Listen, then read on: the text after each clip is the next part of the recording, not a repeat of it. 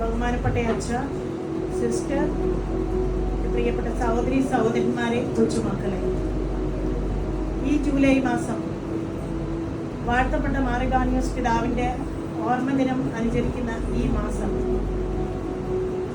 പിതാവിനെ കുറിച്ച് നമ്മൾ ചിന്തിക്കുമ്പോൾ സീറോ മലങ്കര കത്തോലിക്ക സഭ എന്ന് പറയുമ്പോൾ ആദ്യമായിട്ട് നമ്മുടെ മുന്നിലേക്ക് വരുന്ന പേര് മാറിഗാനിയോസ് പിതാവിൻ്റെതാണ്. ഈ സഭ ഉണ്ടായത് പിതാവിൻ്റെ ദൈവസ്നേഹവും ദൈവത്തെക്കുറിച്ചുള്ള അഗാധമായ വീക്ഷണവും ദൈവസ്നേഹത്തെക്കുറിച്ചുള്ള ബോധ്യവും പരിശുദ്ധാത്മാവിന്റെ പ്രവർത്തനത്തിലൂടെ പിതാവ് എടുത്ത ഒരു വലിയ ബോൾഡായ ഒരു സ്റ്റെപ്പിന്റെ ഫലമാണ് മലങ്കര കത്തോലിക്ക സഭ രൂപം കൊണ്ടത്. നമുക്കെല്ലാവർക്കും അറിയാം സഭയുടെ രൂപീകരണം എങ്ങനെയായിരുന്നുവെന്ന്. 1920 ഓർത്തഡോക്സ് സഭയ്ക്കുള്ളിൽ ഒരു തീരുമാനമുണ്ടായി, ആഗോള കത്തോലിക്ക സഭയിൽ ചേരണം എന്നുള്ളതിന്.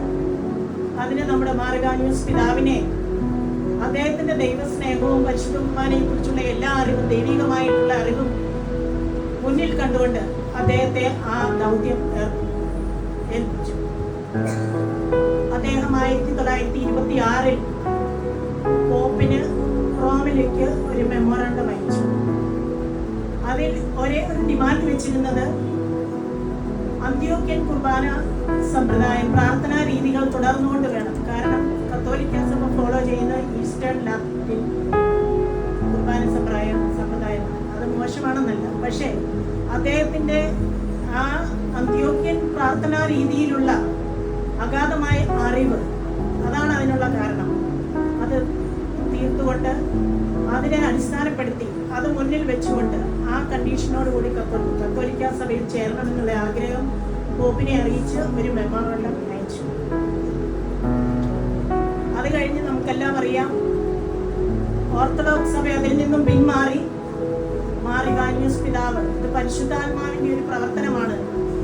ദൈവത്തിന്റെ പൗലോസ്ലീഹ, വിശുദ്ധ പത്രോസ്ലീഹ സ്ഥാപിച്ചു വെച്ച തിരുസഭ, യേശുവിന്റെ കർത്താവിന്റെ ശരീരമാകുന്ന തിരുസഭ, അതിൽ ചേർന്ന് നിന്നാലേ നമുക്ക് ദൈവികമായി വളരുവാൻ സാധിക്കുകയുള്ളൂ എന്നുള്ള ബോധ്യമുണ്ടായിരുന്നത് കൊണ്ട് അദ്ദേഹം ആ തീരുമാനവുമായി മുന്നോട്ട് പോകാൻ തീരുമാനിച്ചു.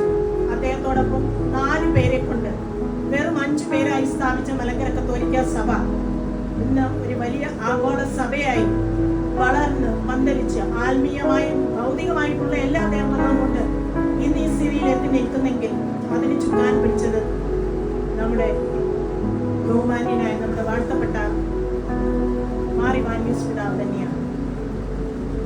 മാറിഗാനിയോസ് പിതാവിനെ കുറിച്ച് പറയുമ്പോൾ ഓർത്തഡോക്സ് സഭയിൽ വൈദികനായിട്ട് ചേർന്നു. 1919 ഓർത്തഡോക്സ് സഭയിൽ തന്നെ ബദനിയാശ്രമം സന്യസ്തർക്ക് വേണ്ടി സ്ഥാപിച്ചു. 1925 സന്യാസിനികൾക്ക് വേണ്ടി ബദനി മഠം സ്ഥാപിച്ചു. ഓർത്തഡോക്സ് സഭയിലായിരിക്കുമ്പോൾ തന്നെ അദ്ദേഹം 2 ബുക്കുകൾ എഴുതിയത്. ഒന്ന് ദൈവസ്നേഹം, കാരണം ഒരു ഷെമാശനായിരിക്കുമ്പോൾ തന്നെ അദ്ദേഹം ദൈവസ്നേഹത്തെക്കുറിച്ചും ദൈവത്തിന്റെ പരിശുദ്ധ കുർബാനയെക്കുറിച്ചും ദൈവത്തിന്റെ പദ്ധതിയെക്കുറിച്ചും എല്ലാം അഗാധമായി വളരെയധികം പഠിക്കുകയും വളരെയധികം വായിക്കുകയും അറിവുകൾ സമ്പാദിക്കുകയും ചെയ്തതിന്റെ ഫലമായി അദ്ദേഹത്തിനെ ഉദാശ ഷെമാശൻ എന്നാണ് എല്ലാവരും വിളിച്ചുകൊണ്ടിരുന്നത്. അദ്ദേഹം 1925 വിശുദ്ധ കുർബാന ഒരു പഠനവും വ്യാഖ്യാനവും എന്ന ബുക്ക് പ്രസിദ്ധീകരിച്ചു. അത് ബേസിക്കലി സന്യാസിനികൾക്ക് വേണ്ടി ലളിതമായ രീതിയിൽ ചോദ്യോത്തര ശൈലിയിൽ ഒരു എഴുതിയുണ്ടാക്കിയ ഒരു ബുക്കാണ്. ഏത് ചെറിയവർക്ക് വേണമെങ്കിലും, ആർക്ക് വേണമെങ്കിലും, ഒരു സാധാരണക്കാരായ മനുഷ്യന് പോലും മനസ്സിലാകുന്ന രീതിയിൽ വിശുദ്ധ കുർബാനയെക്കുറിച്ചും അതിന്റെ എല്ലാ അർത്ഥങ്ങളും അതിന്റെ ഒരു മനുഷ്യന്റെ മനസ്സിലുണ്ടാകാവുന്ന സംശയങ്ങളെല്ലാം ഒരു ചോദ്യോത്തര രീതിയിൽ ലളിതമായ രീതിയിൽ അതിൽ പ്രതിപാദിക്കുന്നു. മാറിഗാനിയോസ് പിതാവിന്റെ വീക്ഷണങ്ങൾ വിശുദ്ധ കുർബാനയെക്കുറിച്ച് നമുക്കെല്ലാം അറിയാവുന്ന കാര്യങ്ങളാണ്. പക്ഷെ ഞാൻ ഒന്നുകൂടെ അത് ഓർമ്മിപ്പിക്കുകയാണ്. നമ്മൾ ഈ അദ്ദേഹത്തിന്റെ ഓർമ്മദിനം ആഘോഷിക്കുന്ന ഈ സമയത്ത് അദ്ദേഹത്തിന്റെ പഠനങ്ങൾ, അദ്ദേഹത്തിന്റെ വീക്ഷണങ്ങൾ നമ്മൾ ഒന്നുകൂടി പുനർചിന്തനം ചെയ്യേണ്ടത് അത്യാവശ്യമാണ്. ഞാൻ 5 പോയിന്റ്സിലാണ് പറയാൻ പോകുന്നത്. ഒന്നാമതായിട്ട് ദൈവത്തിന്റെ അഗാധമായ മനുഷ്യനോടുള്ള സ്നേഹം. വിശുദ്ധ കുർബാന എന്ന് പറയുന്നത് പിതാവായ ദൈവം തന്റെ ഭൂമിയിലേക്ക് അയച്ച് കുരിശുമരണം മരിച്ച് ഉയർത്തെഴുന്നേറ്റ് തന്റെ മക്കളെ, നമ്മളെ ഓരോരുത്തരെയും തന്റെ മക്കളായിട്ട് സ്വീകരിച്ച ആ ഒരു വലിയൊരു പ്രക്രിയയാണ്, ആ ഒരു വലിയൊരു സത്യമാണ് വിശുദ്ധ കുർബാനയിലൂടെ. ദൈവത്തിന്റെ അഗാധമായ സ്നേഹമാണ് അത് വെളിപ്പെടുത്തുന്നത്. പിതാവായ ദൈവത്തെ മനുഷ്യ മക്കളായ നമ്മൾ ഓരോരുത്തരുമായി ബന്ധിപ്പിക്കുന്ന ഒരു പാലമാണ് വിശുദ്ധ കുർബാന എന്ന് പറയുന്നത്. അതായിരുന്നു അദ്ദേഹത്തിന്റെ ആദ്യത്തെ വീക്ഷണം വിശുദ്ധ കുർബാനയെ കുറിച്ച്. വിശുദ്ധ കുർബാന ദൈവവും മനുഷ്യനുമായി ബന്ധപ്പെടുത്തുന്ന ദൈവത്തിന്റെ അഗാധമായ പവിത്രമായ സ്നേഹത്തിന്റെ ഒരു പ്രതീകമാണ്.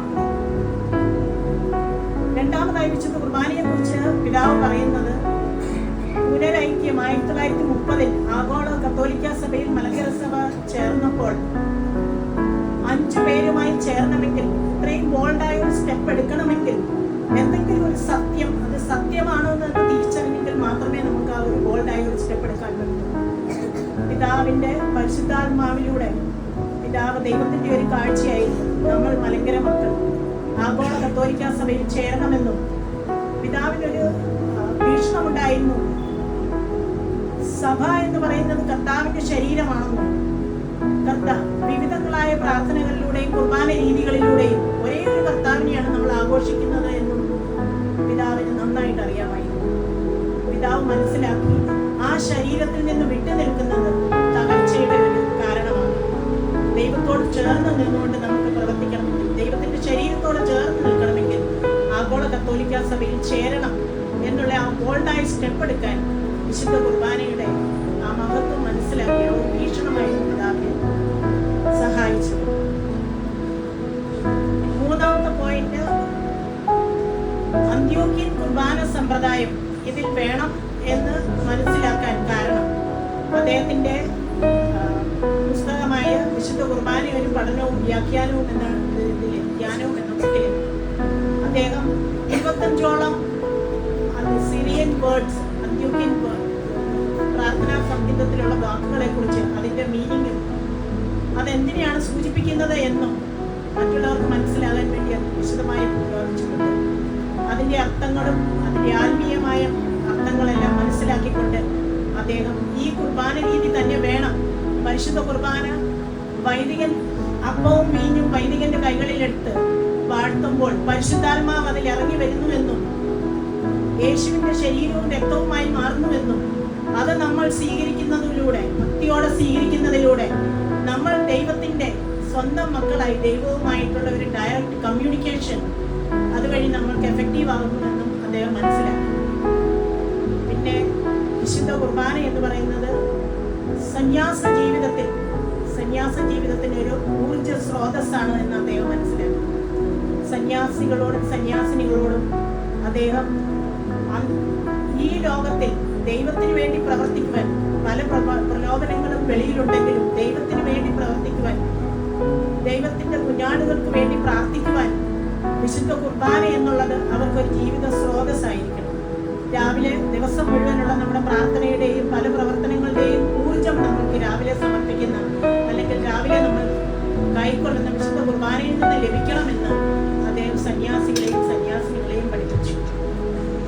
അൽമായരാൻ നമുക്ക് വേണ്ടി അദ്ദേഹത്തിന്റെ വീക്ഷണം, വിശുദ്ധ കുർബാന എന്ന് പറയുന്നത് നമ്മുടെ ഭൗതികമായിട്ടുള്ളതും ആത്മീയമായിട്ടുള്ളതുമുള്ള ഏതൊരു പ്രശ്നത്തിനും അതിനൊരു മെഡിസിനാണ്, ഒരു ജീവ അമൃതമാണ് വിശുദ്ധ കുർബാന. നമ്മൾ ഒരുങ്ങി തയ്യാറെടുപ്പോടുകൂടെ ദൈവത്തിന്റെ സന്നിധിയിൽ നല്ല മനസ്സോടുകൂടെ പാപങ്ങളെ കുറിച്ച് പശ്ചാത്തപിച്ച് നമ്മൾ ദൈവത്തിന്റെ സന്നിധിയിൽ നിന്നുകൊണ്ട് ദൈവത്തിന്റെ യേശുവിനെ സ്വീകരിച്ച് പിതാവായ ദൈവത്തിന്റെ മുൻപിൽ നമ്മൾ നിൽക്കുമ്പോൾ, പിതാവായ ദൈവത്തോട് നമ്മൾ സംസാരിക്കുമ്പോൾ നമ്മുടെ എല്ലാ പ്രശ്നങ്ങളും നമ്മൾ ദൈവത്തിന്റെ മുന്നിൽ നമ്മൾ സമർപ്പിക്കുകയാണ്. ആ സമർപ്പണത്തിലൂടെ നമ്മളുടെ എല്ലാ പ്രശ്നങ്ങളും, ഭൗതികവും ആത്മീയവുമായിട്ടുള്ള എല്ലാ പ്രശ്നങ്ങൾക്കുമുള്ള ഒരു മരുന്നാണ് വിശുദ്ധ കുർബാന. എന്നിങ്ങനെയുള്ള 5 കാര്യങ്ങളാണ് എനിക്ക് മാർ ഇവാനിയോസ് പിതാവിന്റെ വിശുദ്ധ കുർബാന കുറിച്ചുള്ള വീക്ഷണത്തിൽ നിന്ന് മനസ്സിലായി. മാർ ഇവാനിയോസ് പിതാവിനെ കുറിച്ച് നമ്മൾ ചിന്തിക്കുമ്പോൾ അദ്ദേഹത്തിന് പരിശുദ്ധാത്മാവ് വഴി കൊടുത്ത ഒരു പ്രചോദനമാണ് ഇന്ന് നമ്മുടെ ഈ സഭ, നമ്മൾ ഇന്നിവിടെ നിൽക്കുന്നത്. നമ്മൾ ഇത്രയും വളർന്ന് പന്തലിച്ച ആഗോള സഭയായി മലങ്കര കത്തോലിക്ക സഭയിൽ ചേർന്ന് നിൽക്കുന്നത്. എല്ലാ ഭൗതികമായിട്ടും ആത്മീയമായിട്ടുള്ള അനുഗ്രഹങ്ങളെല്ലാം അദ്ദേഹം സ്ഥാപിച്ചു വെച്ച സഭയിലൂടെ പരിശുദ്ധാത്മാവ് പ്രവർത്തിക്കുന്നു, ദൈവം പ്രവർത്തിക്കുന്നു എന്നതിൻ്റെ ഉദാത്തമായ ഉദാഹരണമാണ്. 5 കാര്യങ്ങൾ ഞാൻ ഒന്നുകൂടെ പ്രതിപാദിക്കാം. ഒന്നാമത്തത്, ഫസ്റ്റ് വൺ, പരിശുദ്ധ കുർബാന എന്ന് പറയുന്നത് ദൈവസ്നേഹത്തിന്റെ പ്രതീകമാണ്, അനന്തമായ ദൈവസ്നേഹത്തിന്റെ പ്രതീകമാണ്. രണ്ടാമത്തത്, പരിശുദ്ധ കുർബാന എന്ന് പറയുന്നത് പുനരൈക്യത്തിന് എന്നും ഒരു പ്രചോദനമായിരുന്നു. പരിശുദ്ധ കുർബാനയിലുള്ള അഗാധമായ അറിവും ജ്ഞാനവും അന്ത്യോക്യൻ കുർബാന സമ്പ്രദായം നമ്മൾക്ക് ഇന്നും തുടരാനുള്ള അതിനുവേണ്ടി പ്രവർത്തിക്കാനുള്ള ഒരു പ്രചോദനമായി. പരിശുദ്ധ കുർബാന ഒരു ജീവസ്രോതസ്സായി സന്യാസിനികൾക്കും സന്യാസികൾക്കും അദ്ദേഹം പഠിപ്പിച്ചു. പരിശുദ്ധ കുർബാന നമുക്കെല്ലാവർക്കും ഒരു ജീവ അമൃതമാണ്. ഈ 5 കാര്യങ്ങൾ നമ്മൾ മനസ്സിൽ ധ്യാനിച്ചുകൊണ്ട് നമ്മൾക്ക് ഉള്ള അറിവ് പരിശുദ്ധ കുർബാനയെക്കുറിച്ചും അതിൽ ഭക്തിയോടെ സംബന്ധിക്കുന്നതിനെ കുറിച്ചുമുള്ള അറിവിനെ നമ്മൾ ഓരോ ദിവസവും നമ്മൾ പുതുക്കിക്കൊണ്ട് നല്ല മക്കളായിട്ട്, നല്ല മലങ്കര മക്കളായിട്ട്, മാറിവാനിയോസ് പിതാവിനോട് കടമയുള്ളവരായിട്ട്, ആ പിതാവ് തുടങ്ങി വെച്ച സഭ മുന്നോട്ട് ആത്മീയമായിട്ട് നടത്തിക്കൊണ്ട് പോകുവാൻ നമ്മളെ ഓരോരുത്തരെയും ദൈവം അനുഗ്രഹിക്കട്ടെ എന്ന് ഞാൻ പ്രാർത്ഥിക്കുന്നു. പരിശുദ്ധാത്മാവിന്റെ അനുഗ്രഹം നമ്മുടെ ഓരോരുത്തരുടെ മേലും ഉണ്ടാകട്ടെ എന്ന് ഞാൻ പ്രാർത്ഥിക്കുന്നു. എല്ലാവർക്കും